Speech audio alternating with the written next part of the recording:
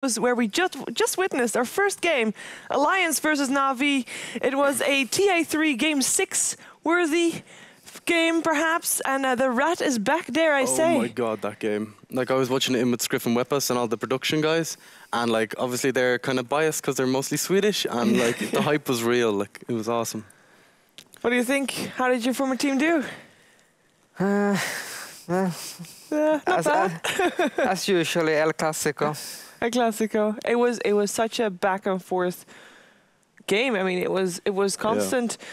Was it outplays or were there mistakes being made? Like, was there anybody that really jumped out? What happened? Well, if you looked at like Dendy, for example, he had like an amazing start. He had like really good CS against Shadowfiend. Got like first blood on him, solo kill. Like the Na'Vi played really well, but Admiral Bulldog on his Furion just like kind of boxed them in, and like they had the Farmers 5. They couldn't really like spread around the map and push. Like it was a tough game. Yeah. As you could see, the Na'Vi support didn't really get anything either. Yeah. It was super poor all game. Yeah. And even Funnick. Yeah, like I looked at his items at about like 37 minutes in. He just had a 4-staff and a blink dagger. Yeah, which is kind of surprising since he had a really good lane. Yeah, because Admiral Bulldog had to rotate so much. Exactly.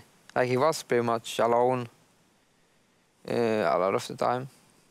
Feckin' mad on his Lion. Oh my god, he played amazingly in that game as well. Like there was a time when Dendy saw Admiral Bulldog split pushing, and Feckin' Mad was hiding in the bushes behind him, like, and he just completely like got the gem, got a big massive pick off on him as well. Really nice play. And I believe that the clip that Shane has selected also kind of showcases Majka's play. So let's take a look at the drawing board with Shane Analytics.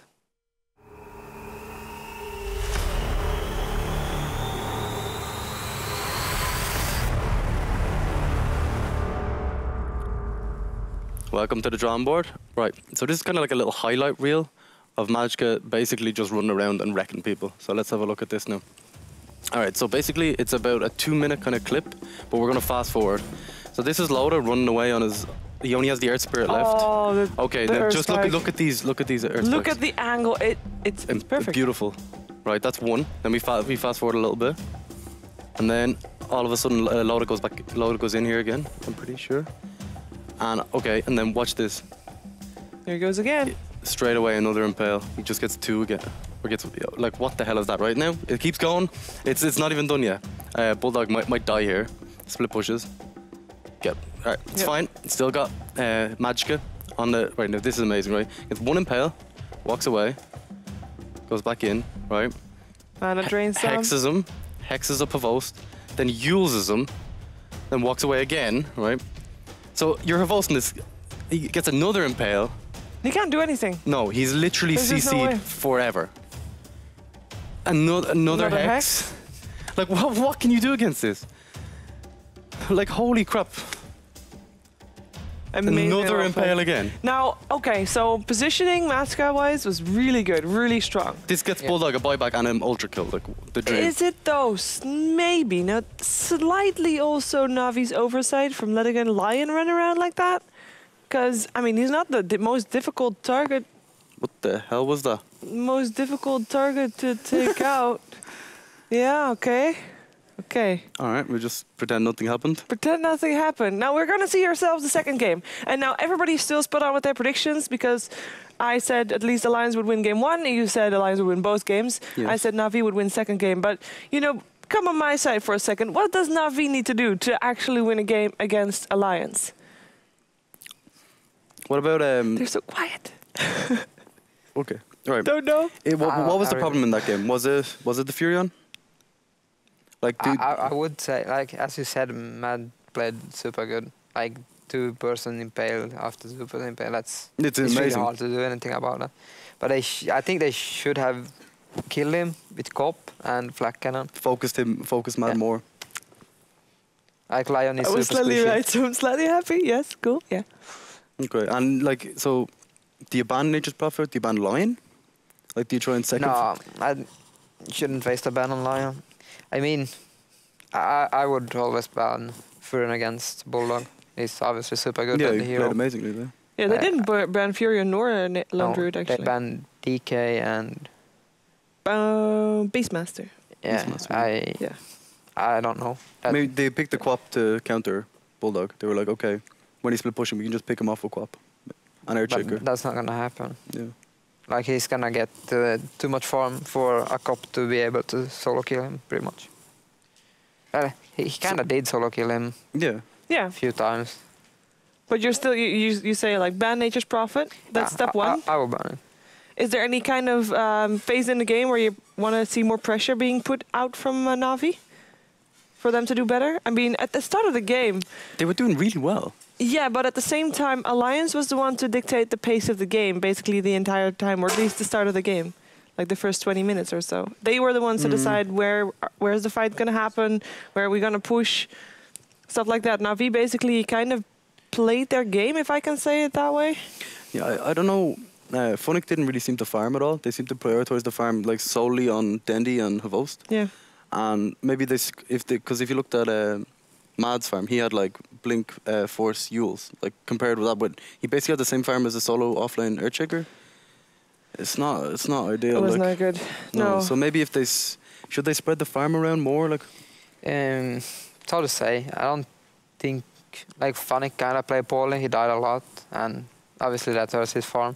But they were kind of banking everything on Horse doing Everything basically. Yeah. And do you feel like maybe at some point when Alliance was already like gaining ground on Na'Vi quite hard, do you think that there was a chance that they just pulled more farm on Avos just in case they needed to go for the Desperation Rapier, the Desperapier? I think they were definitely just forced to do it by how Alliance were playing, like because there was no space on the map because Admiral Bulldog was always over your jungle, just kind of around, and they always had vision with the treants as well. So even if you were a lonely support trying to get a bit of like maybe a neutral camp, like there'd always be someone kind of watching. You know what I mean? True. We are trying to load the game, by the way, but there were some mishaps here and there. But that gives us time to show you the box. We're up again. The box, yes. It's a team effort now. Yeah, the box is a GeForce 980 graphics card, and you can win that by going to facebook.com/ROG Nordic and vote for your MVP. And you also have to put in a motivation for the reason why you choose your MVP. And you know, I'm already done with my part. I don't know what's taking so long with... Excuse me, Shiva. I don't want to break whoever wins the graphics card, I don't want to break the graphics card. This is actually... Okay, fair point. Ooh. And you found out why it's called Poseidon? Yeah, it's actually liquid cooled. But does it mean that you have to have it liquid cooled, or is it just an option? Nico, you've read the box. Explain. It's all on you. It says it's 5 degrees cooler on air and 27 degrees cooler with water. So I presume you can do both. Yeah, you can do both then. Yeah, and it has like... it actually has water coming out of it. But I don't know if water comes out of it. I wouldn't know.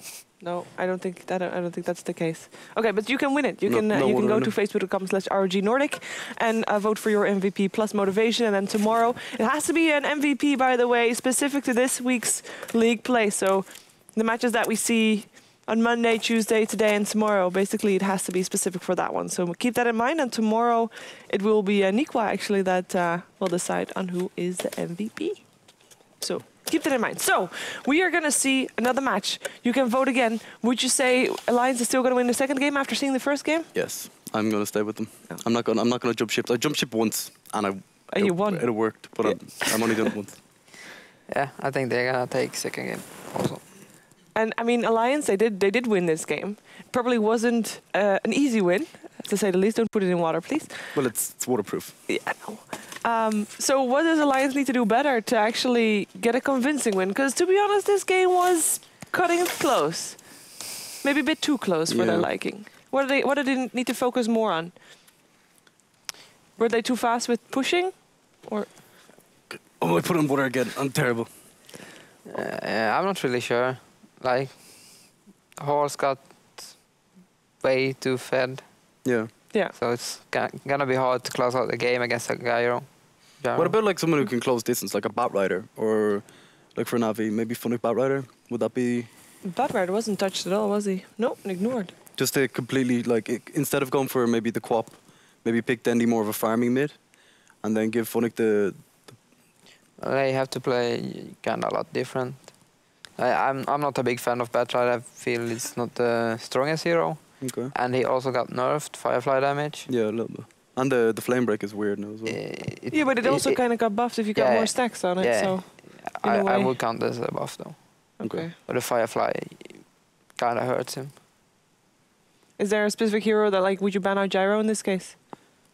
Gyro seems to be winning every game. Yes, I mean, if you're going to ban out heroes anyways. Yeah, I think you could. Like, he's been really popular this patch. Yeah, very popular. We did have... oh yeah, we still have no Undying, no Centaur. I was wondering, where was Undying? Yeah. But just for people wondering, Undying and Centaur are still by default banned from these games because there is a bug that is... it's mostly with the Centaur ultimate, and you can get stuck in creeps, but mostly in combination with the Undying. It's weird. Like, they get stuck in creeps sometimes when the they Centaur ulti is not on. It's just a very strange bug. It's a strange bug, and we're not having those heroes picked until the bug is fixed, because, that was not fun. The first series, for people wondering, our first series, Alliance versus Empire, has been postponed. So if you're looking for those results, you won't find them, because the games are going to be played at a different date because of the bug and us waiting for the bug to be fixed, which was not the case. And I think I am just going to stop talking right now because we are in the draft of Na'Vi versus Alliance. And of course, you want to see that one. So it's over to Odie, Pixel, and Draskell.